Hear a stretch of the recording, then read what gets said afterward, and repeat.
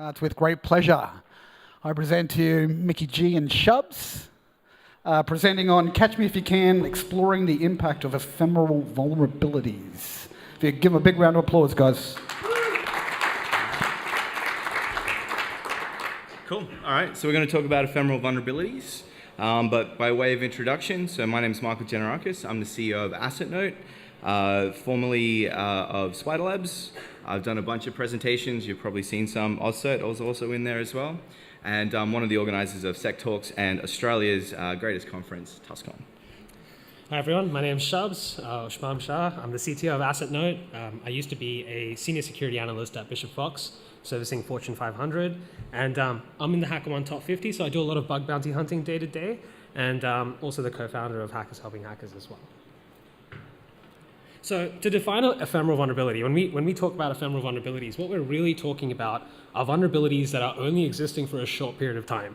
That may be a couple of hours, that may be a couple of days, but an ephemeral vulnerability at its core is not something that you're going to see in an environment consistently. It's something that either comes and goes, and we try and detect that as best as we can. So that sounds pretty straightforward, but why do they exist? Why is this a problem? And how commonly do we find them? And what really is the impact? Are we just trying to come up with a word, or is there actually a real impact here from ephemeral vulnerabilities? And really, thinking about all these questions, doing bug bounty hunting for almost all of my security career, I've realized that most of the bugs that I find are usually due to things that are being deployed constantly and quickly. When things come out, things are changing all the time. And that's something that we've learned a lot at AusCERT and what we try and bring back. But ephemeral vulnerabilities are definitely real, and today we'll go through a bunch of examples of where we've actually found ephemeral vulnerabilities in the wild. In these examples, they're quite critical, so we really hope that they'll demonstrate the impact of what ephemeral vulnerabilities can lead to. Cool. So what are the key drivers of ephemeral vulnerabilities? So, as a concept, it's not necessarily a super unique or new idea. Any bug essentially can be ephemeral. That said, ephemeral vulnerabilities, at least in our experience, are becoming a lot more prevalent. And while you can't really pinpoint a single root cause, based on our experience looking for these bugs across like a number of bounty programs and organizations that we work with, there are some common elements that are really kind of driving the increased prevalence of these sorts of bugs. So at the end of the day, vulnerabilities, generally speaking, are a reflection of the current development practices and technologies. So recent years have seen some shifts in this regard. So, cloud-first architectures, agile development practices, and things like DevOps and continuous deployment. And these trends have led to three kind of key outcomes. One being larger and more fluid attack surfaces, and also like a blurring of the line between development and production. We see a lot of assets and applications being developed kind of live on the internet. And then also, as Shubs mentioned earlier, like a rapid pace of development and change. And this has led to a bunch of new challenges in terms of securing these sort of more modern architectures, and traditional approaches have kind of failed to adapt. And this can be exacerbated in larger organizations as well that have somewhat sort of complicated structures, multiple subsidiaries, different teams, different capabilities and budget. And this is what's really led, at least from the research we've done, into the rise of these ephemeral high-impact vulnerabilities. So to move on to some examples, like we're hackers, right? So we're always of the opinion that the best way to demonstrate something is to show it. So that's what we're going to do. At AusCERT, we perform continuous security monitoring for a number of large companies, as well as Shubs mentioned earlier. The team is very heavily involved in bug bounties, and we look at a large number of bug bounty programs. So all of what we're looking at has driven this research and these outcomes. And looking at these companies at scale, we've seen many examples. So we'll go through a few of them now. So the first example, I often like to say that this example is the afternoon drinks on the Friday, where you've got an engineer and everyone likes knocking off on a Friday. It's a principle we often see applied in most working weeks, and at scale, what we found is that we actually have an uptick of bugs on the Friday night. So we found much more critical bugs during the weekend, and our engines have picked it up much more often, because we found that on Fridays, people tend to deploy code and kind of forget about it and come back to it on the Monday.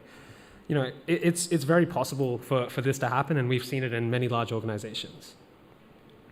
So in particular, we were notified about an asset that was responding very differently to how it was the day before. We visited this one subdomain, which was like org-admin.target.com on a Friday morning, and it gave us a one login prompt. Now, one login is a SSO solution. You normally put one login in front of very sensitive applications or any applications that are meant to be internal or only only accessible by your employees.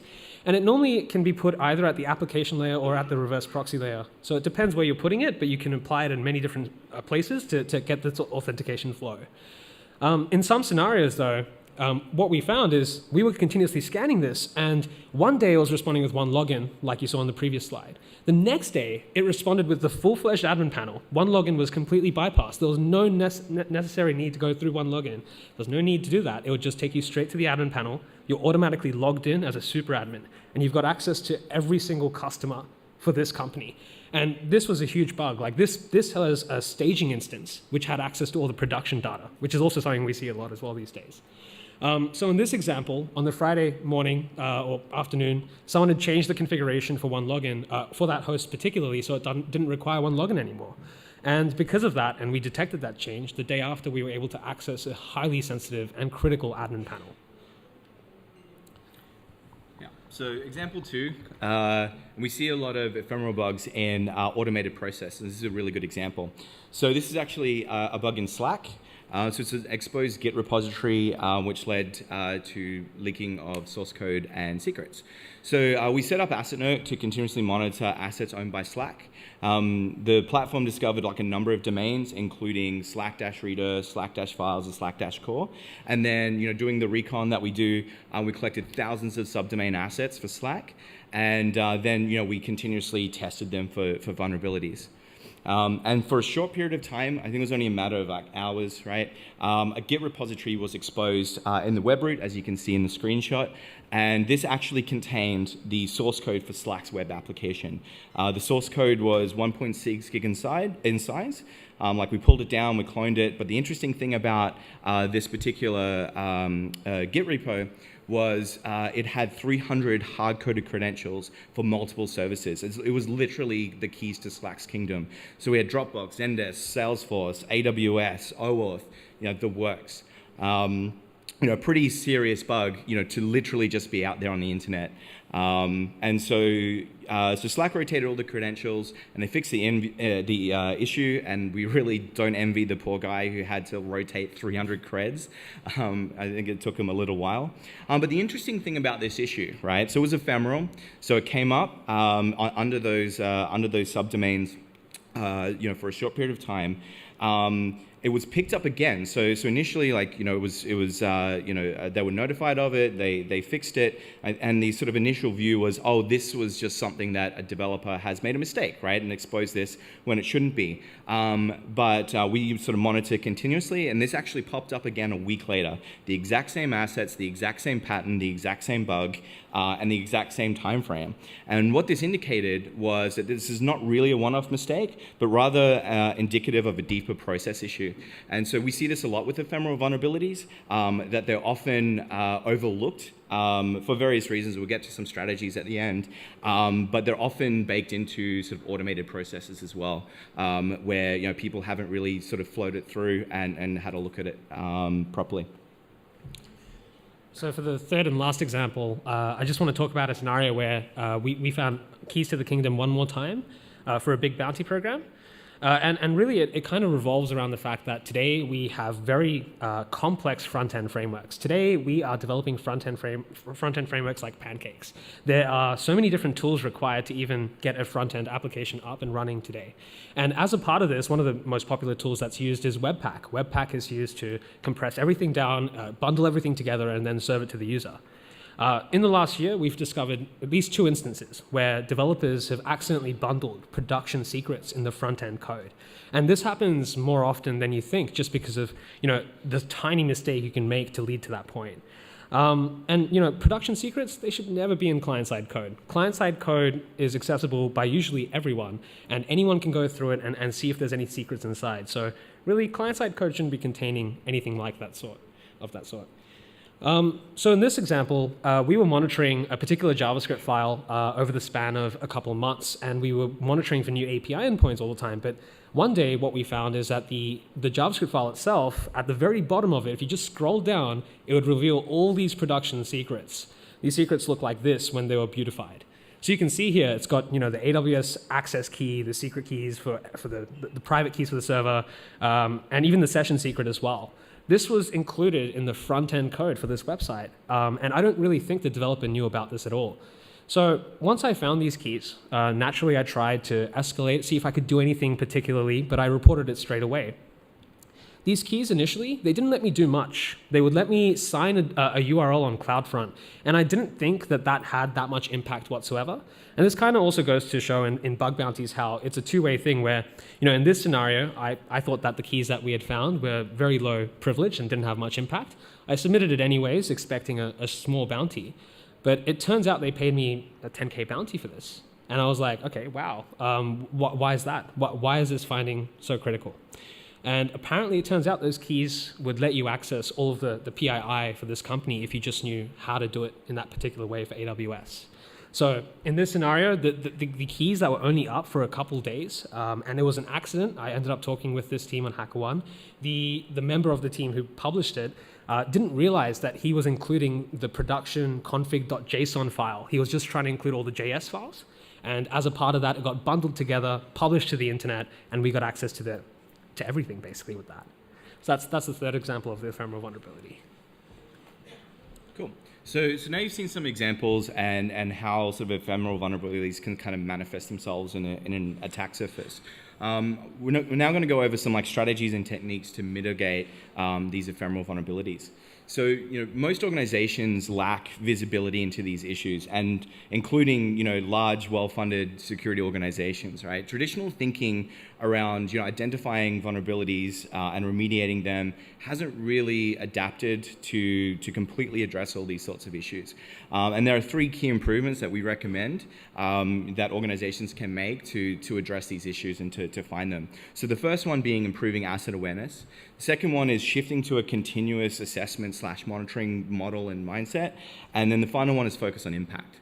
So when it comes to improving asset awareness, we are not the first to say this, and we probably will not be the last. You cannot protect what you don't know is there. Most organizations really do struggle with understanding the full scope of their attack surface. And the modern development practices and the trends that I mentioned earlier have just exacerbated those issues. Many companies now have very large, fluid, and rapidly evolving attack surfaces, and they really have little visibility at any given point in time, to what they're exposing as part of that attack surface. The question is, right? The golden question is, when we ask a company how many AWS accounts they have, the answer is always wrong. It's never right, because you just don't know. People can buy AWS on a credit card, spin something up. The reality is there's a lack of visibility. So what are some strategies that we recommend to improve your asset awareness? So the first one is automate.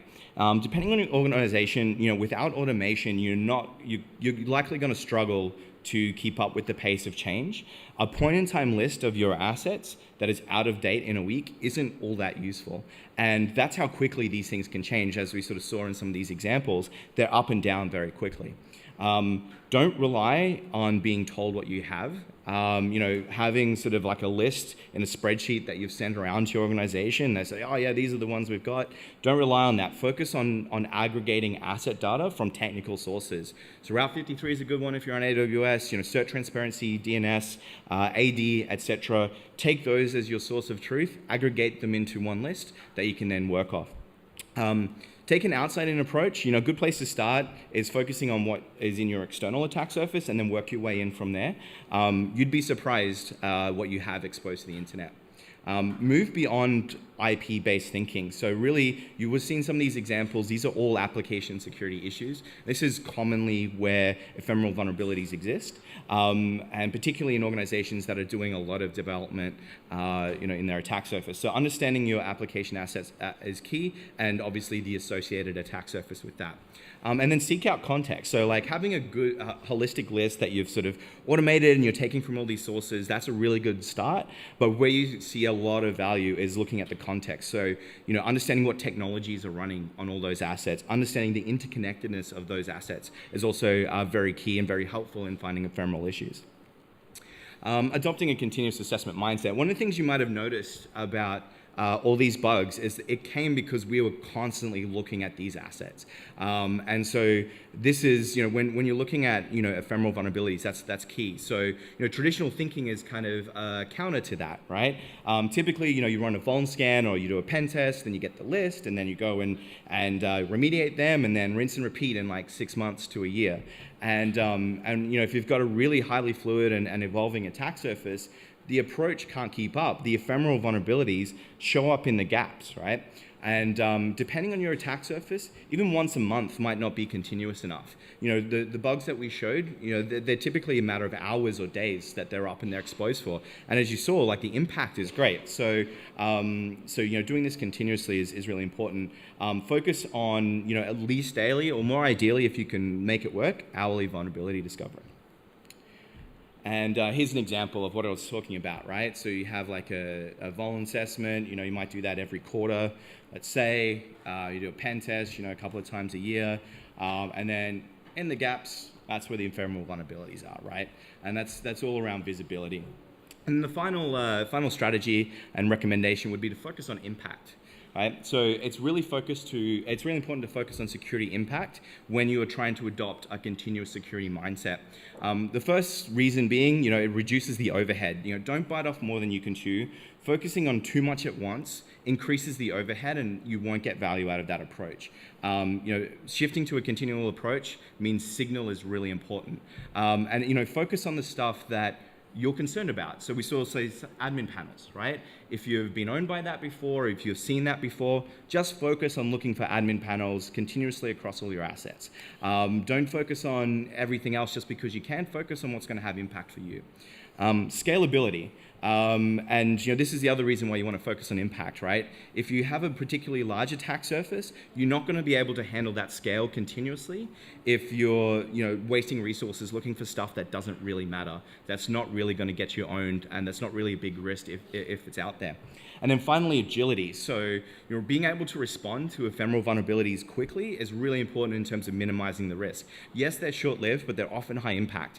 And if it's something that would have been up for days, but you can make it be up for or only expose you for an hour or two, that's a win, right? So focusing on the impact helps you be more agile.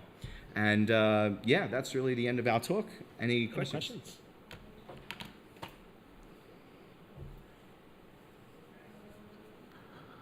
No question. Here we go. One moment.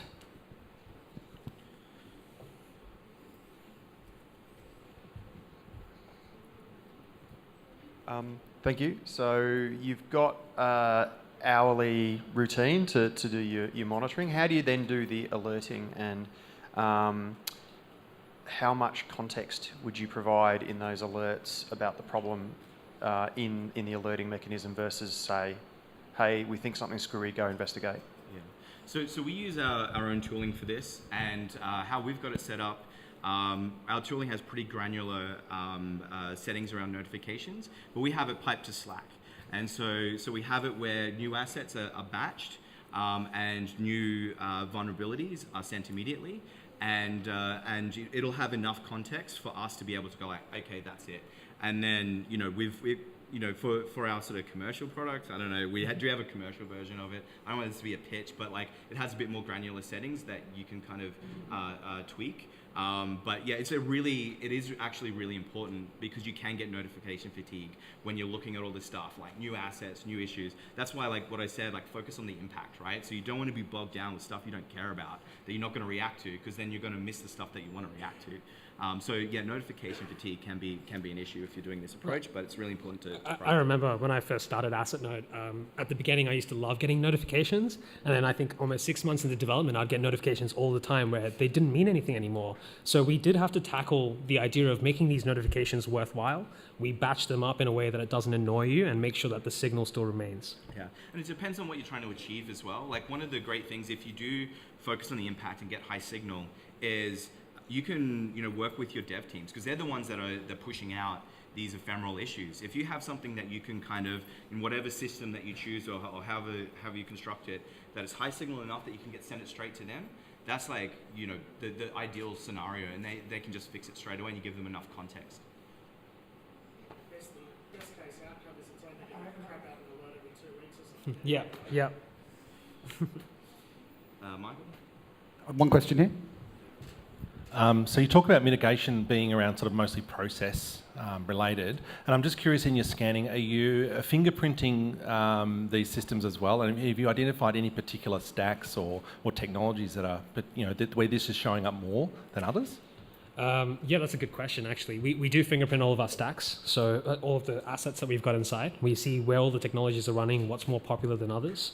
Often we find these sort of vulnerabilities pop up on more modern stacks like Express.js, Node.js, using popular front-end tools as well. Really, it's more the modern applications that we're seeing this pop by in, where there's a CI/CD process that's been formalized, everyone's pushing to production all the time, and even when there's staging environments that are up on the internet that we shouldn't be able to access all the time. Yeah, I wouldn't say though that these bugs are necessarily a symptom of the technologies. It's more the technologies themselves are indicative that they adopt certain practices which are more likely to lead to these issues. So they're more likely to be developing live. They're more likely to be pushing stuff rapidly and have that more DevOpsy mindset than like a traditional like Java enterprise shop, right? So it's probably, even though we are seeing like the trend with the technologies, it's probably more of a symptom of those issues rather than the root cause itself. Any further questions? Michael, may we ask what is the name of your commercial package that you have? Sorry? May we ask what is the name of the commercial product that you still have? Yeah, so it's AusCERT Continuous Security. If you want to have a chat to us afterwards, come see us. We'll probably be at the bar, so that's usually where you can find us. And you can visit our website, AusCERT2019. Thank you very much, guys. If you can give a big welcome applause to them.